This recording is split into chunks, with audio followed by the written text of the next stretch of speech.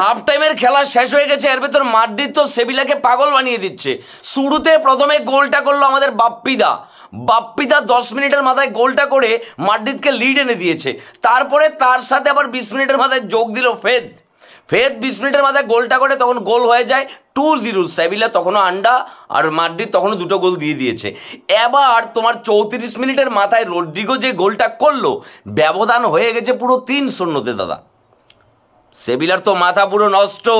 এদিকে আবার কঠিন কামব্যাক করতে যাচ্ছে রিয়াল মাদ্রিদ, এই সংকল্প নিয়ে তারা তাদের নিজেদের মাঠে সান্তিয়াগো বার্নাব্যুর মাঠে লা লিগার ম্যাচ খেলছে। এখন 12 নম্বর টেবিলের 12 নম্বর পজিশনে থাকা সেভিলা মাথা ঘুরে ঘুরে শেষে গিয়ে রোমারিও একটা গোল করছে।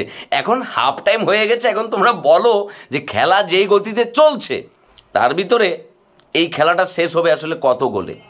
এমবাপ্পি যখন পরপর দুটো ম্যাচে দুটো পেনাল্টি মিস করেছে, এই যে তার জেদ ছিল যে আমি সবাইকে শো করাবো যে আমি আসলে কে, এমবাপ্পে কিন্তু সেটাই প্রমাণ করতে যাচ্ছে। এক ম্যাচে নিজেকে আস্তে আস্তে করে ছাড়িয়ে নিয়ে যাচ্ছে এবং আমাদের বাপ্পিদা কিন্তু দুর্দান্ত একটা ম্যাচ দেখাচ্ছে মাদ্রিদের পক্ষ হয়ে। এখন কথা হচ্ছে এদিকে পয়েন্ট টেবিলে আজকের ম্যাচটাতে যদি আমরা জিতে যাই একটু হেরফের হবে কি? এটা কিন্তু আমাদের 18 নম্বর ম্যাচ চলছে, তার ভিতরে আরও মানে তোমার হচ্ছে বার্সেলোনা থেকে এক ম্যাচ আমরা কিন্তু পিছিয়ে আছি। 19 নম্বর ম্যাচ আমরা এখনও খেলিনি।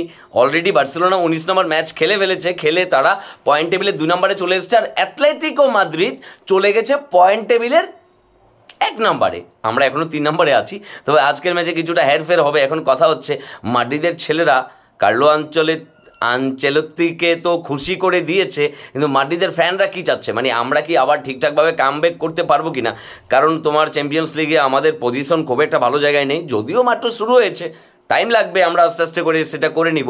এখন কথা হচ্ছে লা লিগা আমরা কি সেটা যেতে পারবো কিনা, সেখানে ছুতে পারবো কিনা, এটা একটা ব্যাপার। আর ইংলিশ প্রিমিয়ার লিগে এই যে লিভারপুল তাদের নিজেদের জায়গাটা ধরে রেখেছে, ওখানে বিশ্বের সেরা ক্লাব ম্যান সিটি পুরো মারা। আজকে দেখলাম বোর্নমাউথ দেখলাম যে 3-0 গোলে ম্যানচেস্টার ইউনাইটেডকে এমন দিয়েছে, তারা নিজেরাও বুঝতে পারছে না যে কি হলো ভাই। আমাদেরকে বোর্নমাউথটা এসে হচ্ছে কি আমাদেরকে কীভাবে করে আস্তে করে খেলে দিল 3-0 গোলে। এমনটাই চলছে আর কি। এখন তোমরা কমেন্ট সেকশনে আমাকে জানাও যে এই যে রিয়াল মাদ্রিদ যে রাজুদার 3টে পকেট পরোটা হাফ টাইমের ভেতরে সেভিলার হাতে ধরিয়ে দিয়েছে। এখন সেভিলা একটা গোল অলরেডি পরিশোধ করেছে। এখন সেভিলা হাফ টাইমের পরে কি কামব্যাক করতে পারবে, নাকি সান্তিয়াগো বার্নাব্যুর মাঠে সেভিলার দাফন হয়ে যাবে? এটা তোমরা কমেন্ট সেকশনে আমাকে জানাতে পারো। এবং আজকের ম্যাচটা তোমাদের কাছে কেমন লাগছে সেটা আমাকে জানাও।